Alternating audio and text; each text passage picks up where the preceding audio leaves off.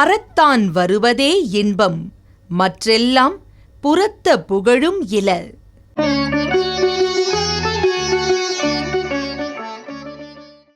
17/1/2017 ஜனவரி மாதம் 17ஆம் தேதி செவ்வாய்க்கிழமை, துர்முகி வருடம் தை மாதம் 4ஆம் தேதி. தியாக பிரம்ம ஆராதனை. திருநெல்வேலி டவுனில் உள்ள ஸ்ரீ லக்ஷ்மி நரசிங்க பெருமாள் கோவிலில் வருஷாபிஷேகம். புஷ்பாஞ்சலி. திருச்செந்தூர் ஸ்ரீ சுப்பிரமணிய சுவாமி பிரதிஷ்டா தினம். சண்டிகேஸ்வர நாயனார் குரு பூஜை. நல்ல நேரம் காலை 7:30 மணி முதல் 8:30 மணி வரை, மாலை 4:30 மணி முதல் 5:30 மணி வரை. ராகு காலம் 3 மணி முதல் 4:30 மணி வரை. குளிகை 12 மணி முதல் 1:30 மணி வரை. யமகண்டம் 9 மணி முதல் 10:30 மணி வரை. சந்திராஷ்டமம் அவிட்டம்.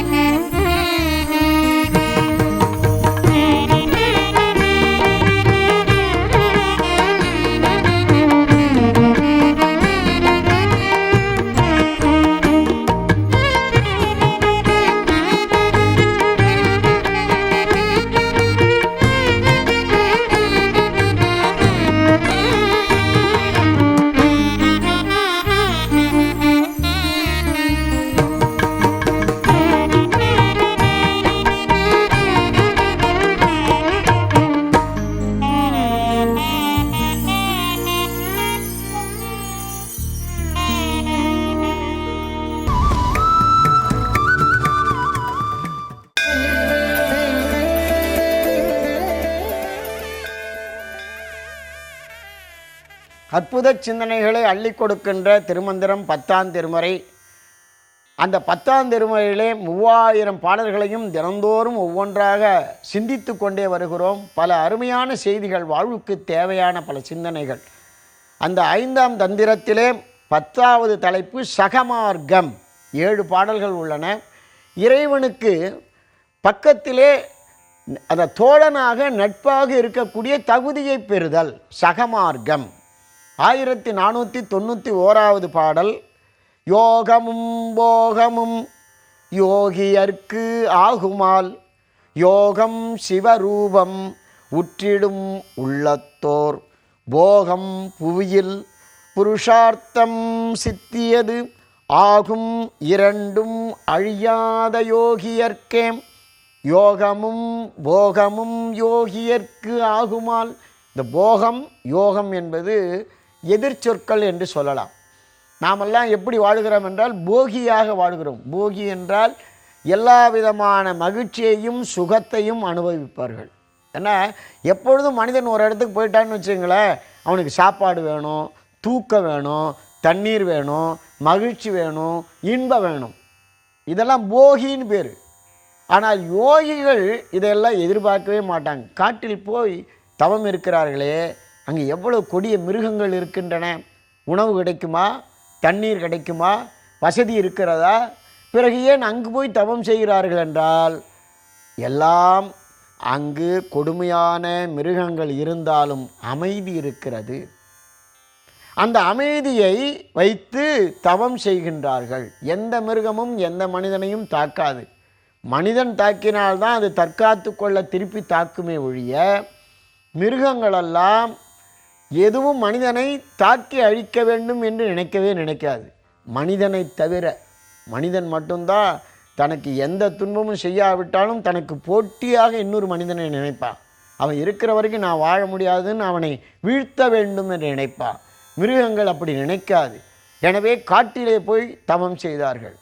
அவர்கள் யார்? யோகியர். நாட்டிலே இருக்கின்ற நாம் யார்? போகியர். போகியர்னா என்ன? எல்லா விதமான சுகங்களையும் அனுபவிப்பவர்கள். துன்பம்னு பக்கத்தில் வந்தாலே போதும் நடுங்குவார்கள். துன்பத்தை ஏற்றுக்கொண்டு ஜீரணிக்க முடியாதவர்கள். யோகியர்களுக்கு துன்பம் இன்பம் எல்லாம் ஒன்றுதான். கொஞ்சம் சிந்தித்து பாருங்க. குளிக்கிறாங்களா? உணவு சாப்பிடுகிறார்களா? அவர்களுக்கு எதை பற்றியும் இரவு கிடையாது, பகல் கிடையாது, இன்பம் கிடையாது, துன்பம் கிடையாது, போக்கு கிடையாது, வரவு கிடையாது. அமர்ந்த நிலையே ஓவியம் போல திருமூலர் சொன்னார். எப்படி தவம் செய்கிறார்கள் என்றால், ஓவியத்தை போல அமர்ந்து 5 புலன்களையும் அடக்குகின்றார்கள். அவர்கள் யோகியர், நாம் போகியர். இந்த 2 பேரும் மனிதர்கள் போகியர், இறைவன் யோகி. இவங்க எப்படி நட்பாக இருக்க முடியும்னா முடியும். இறைவன் இறங்கி வருகின்றான். யாருக்கு? சிவபெருமானுக்கு தோழராக சுந்தரமூர்த்தி நாயனார் இருந்தார். ஆளாள சுந்தரர் என்று பெயர்.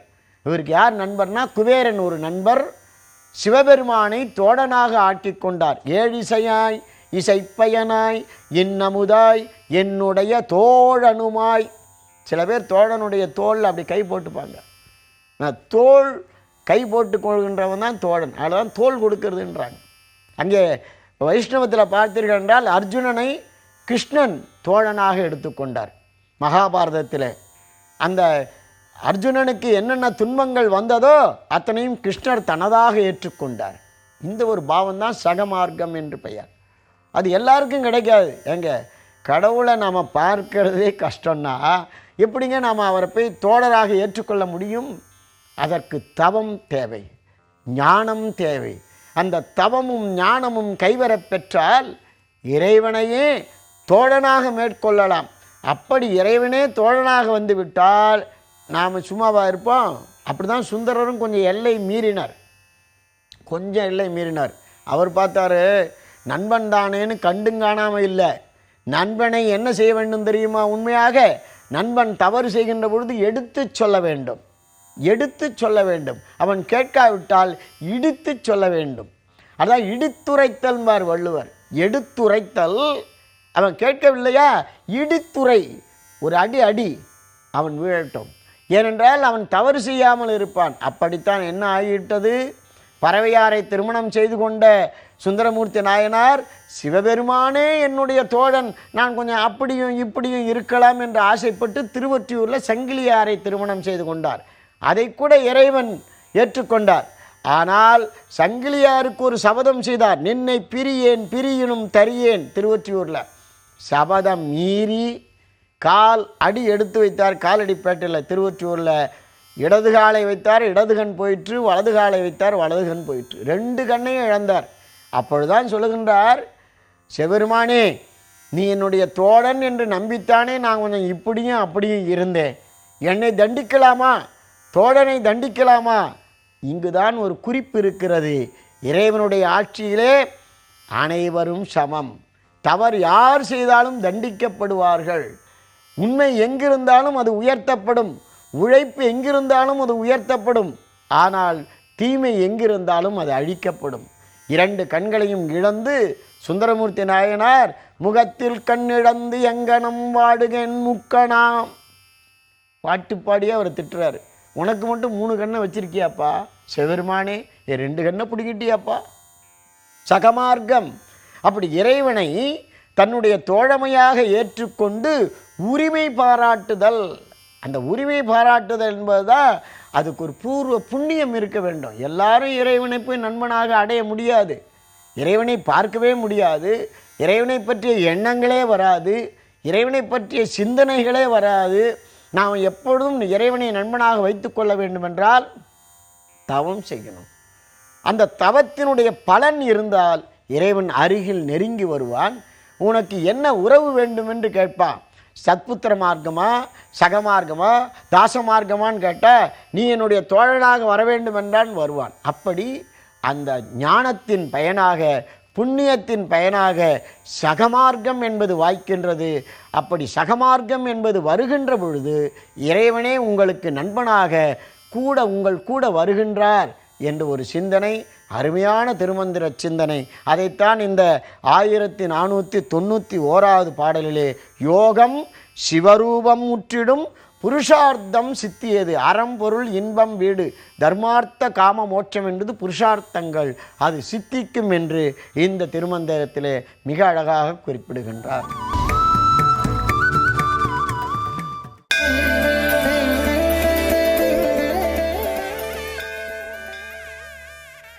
ஸ்ரீமதே ராமானுஜாய நம. அன்னவயல் புதுவை ஆண்டாள் அரங்கற்கு பன்னு திருப்பாவை பல்பதிகம் இன்னிசையால் பாடிக் கொடுத்தாள் நற்பாமாலை பூமாலை சூடிக் கொடுத்தாளை சொல்லு.